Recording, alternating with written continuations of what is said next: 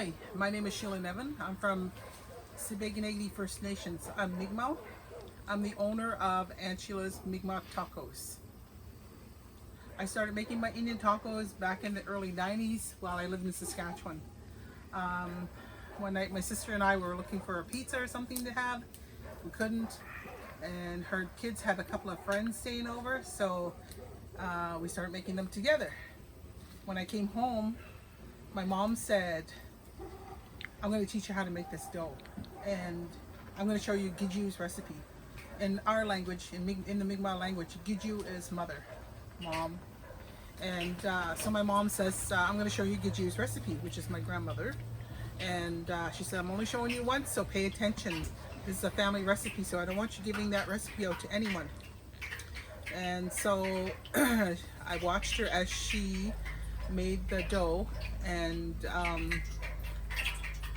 after she fried it up, the dough was so soft. It was probably the best bread I ever ate. And this is the dough that she taught me how to make. I'm gonna take this and I'm gonna roll it out with a rolling pin. I'm gonna fry it up, and I will show you how to make an Indian taco. The other thing that I make besides Indian tacos is I make a little fruit dessert, and I put strawberries on it. I put blueberries on it with whipped cream. I tried rhubarb on it. Some people love that. I've tried raspberries on it. So I've tried several different things, and the strawberries and blueberries are probably the ones that people like the most. So I'm going to just show you how I roll these out. I don't give out my recipe. Like I said, my mom asked me not to share the recipe because it's a family secret. It was her mother's recipe, and I have to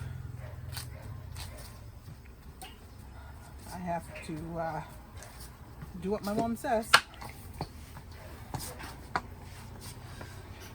So I try to roll this out really thin.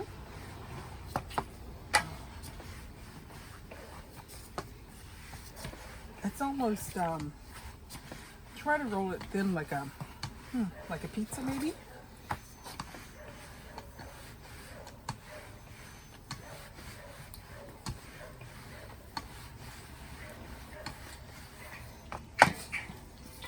I put bubbles, I put holes in it because I don't want it to bubble up. And I try to keep it nice and flat when I lay it in the oil.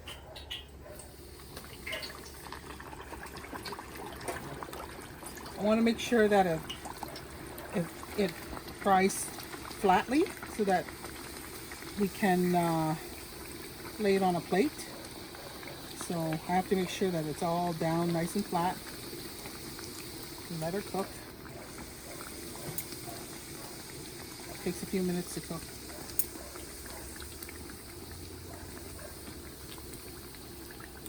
I've been making these for I think in Nova Scotia. I've been making them for 26 years. Since I moved home in 1994, and I've been making them for about 26 years. If you look for me at the powwows, look for Aunt Sheila's Mi'kmaq Tacos, and that's where you'll find me. I'm gonna flip this over. I'm just gonna show you. It's nice and brown on this side, and now we're just gonna let that other side cook to the same color, and we'll take it out and we'll let it cool down because we don't want it to burn through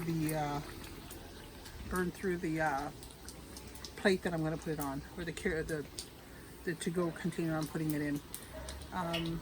If you put them right into the to-go containers, they're going to get they're so hot that they burn a little hole through them, and because we're putting the sauce on there, we don't want it to burn through. So this is it. What you try to do is hold it up here and try to get off as much grease as you can so it's not dripping, and then you just leave it in here for a few minutes. In the meantime, I'm going to show you the I'm going to show you the toppings that I'll be putting onto it. This is I'll be putting on the lettuce, the tomatoes, the cheese, the sour cream, and the chives. But like I said, we also do a dessert one. So I'm gonna make a dessert one while that one is cooling down, and I'll put that one together while this one cooks, or maybe a.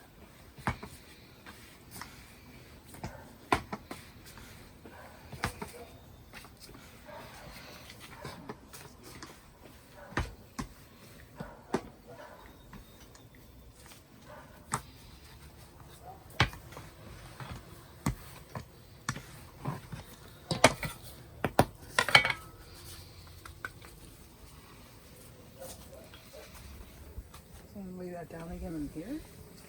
I'm at a powwow. I would normally cook a lot more than just one at a time. I would try to fill all the little areas of this little deep fryer that I got from my sister, Meg, and I would try to cook as many as I can, because we usually have a quite a large lineup of people looking to buy my tacos. They're pretty, I guess I'm pretty famous because of the Indian tacos, or the Mi'kmaq tacos. I know a lot of people are always asking me to make them. Even here in my community, they ask, can you make an Indian taco? Can you make Indian tacos today? So I'm just gonna flip that over and let it cook. In the meantime, I'm gonna show you how I put them together. So I'm gonna take this,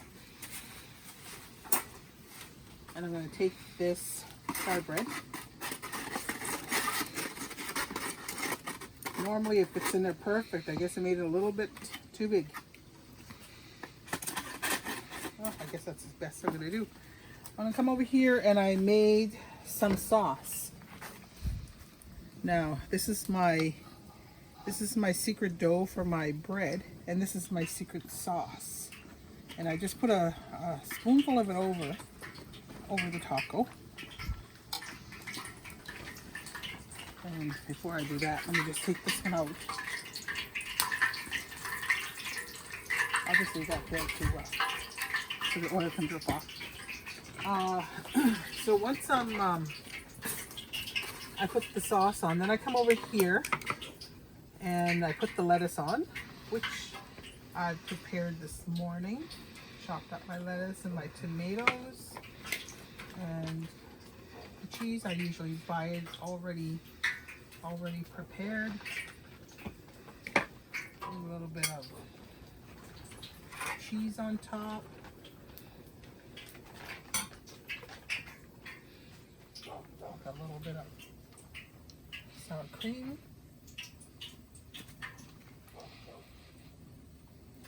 And I'm just going to use this fork, here, to add a little bit of chives on. Last year I started growing chives in my yard, and my little girl there, Stephanie, she runs out there and she picks the chives for me, and she's really excited to do it. And we put them on our tacos. Now, that's an Indian taco. That's Aunt Sheila's Mi'kmaq taco.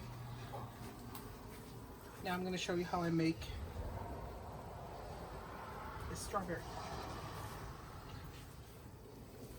Excuse me. So, the strawberry one is a dessert one, like I said. You take it and you put it in, and I take a little bit of strawberries and just drizzle it over top here. And then you just take I also do it with blueberries, like I said, blueberries and blueberries. Sometimes I use rhubarb. I've used raspberries. It depends on what you like. And I just put a little bit of, oops. I just, I guess my